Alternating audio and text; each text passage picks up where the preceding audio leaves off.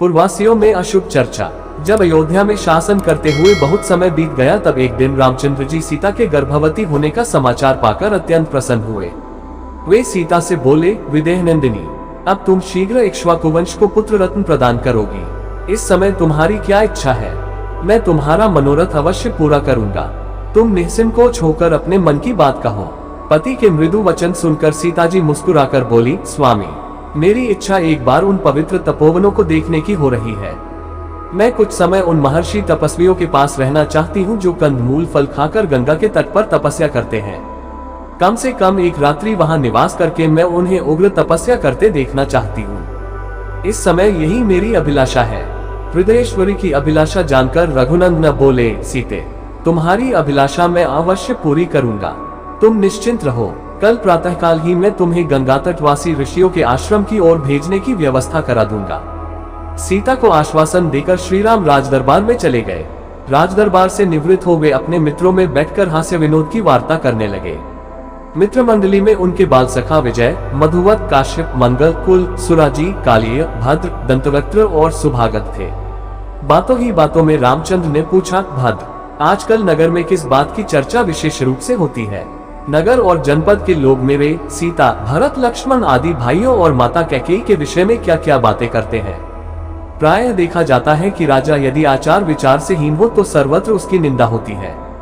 भद्र ने उत्तर दिया, सौम्य, सर्वत्र आपके विषय में अच्छी ही चर्चा सुनने को मिलती है।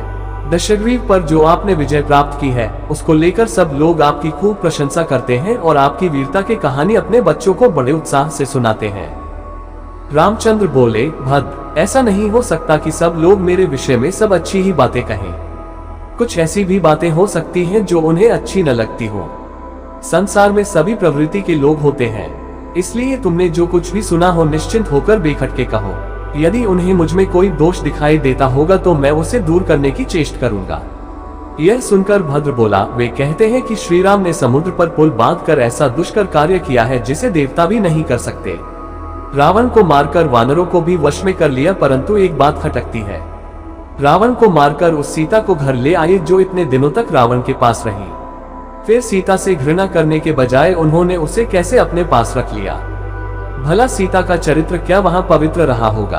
अब प्रजाजन भी ऐसी स्त्रियों को अपने घरों में रखने लगेंगे, क्योंकि जैसा राजा करता है प्रजा भी वैसा ही करती है। इस प्रकार सारे नगर निवासी भिन्न भिन्न प्रकार की बातें करते हैं। भद्र की बात का अन्य साथियों ने भी यह कहकर समर्थन किया कि हमने भी ऐसी बातें लोगों के मुख से सुनी है। सबकी बात सुनकर राजा राम ने उन्हें विदा किया और इस विषय पर गंभीरता पूर्वक विचार करने लगे। फिर उन्होंने द्वारपाल को आज्ञा देकर अपने तीनों भाइयों को बुलाया। भाइयों ने आकर उन्हें सादर प्रणाम किया और देखा श्री राम बहुत उदास है तथा उनके नेत्रों में आंसू डबडबा रहे हैं। श्री राम ने बड़े आदर से अपने भाइयों को अपने पास बिठाकर कहा, बंधुओं, मैंने तुम्हें इसलिए बुलाया है कि मैं तुम्हें उस चर्चा की जानकारी दे दूं जो पूर्ववासियों में मेरे और सीता के विषय में चल रही है। उनमें सीता के चरित्र के विषय में घोर अपवाद फैला हुआ है और मेरे विषय में भी उनके मन में घृणा के भाव हैं। लक्ष्मण, यह तो तुम जानते ही हो कि सीता ने अपने चरित्र की पवित्रता सिद्ध करने के लिए सबके सामने अग्नि में प्रवेश किया था और उस समय स्वयं अग्निदेव ने उन्हें निर्दोष बताया था। इस प्रकार विशुद्ध आचार वाली सीता को स्वयं देवराज इंद्र ने मेरे हाथों में सौंपा था। फिर भी अयोध्या में यह अपवाद फैल रहा है और लोग मेरी निंदा कर रहे हैं।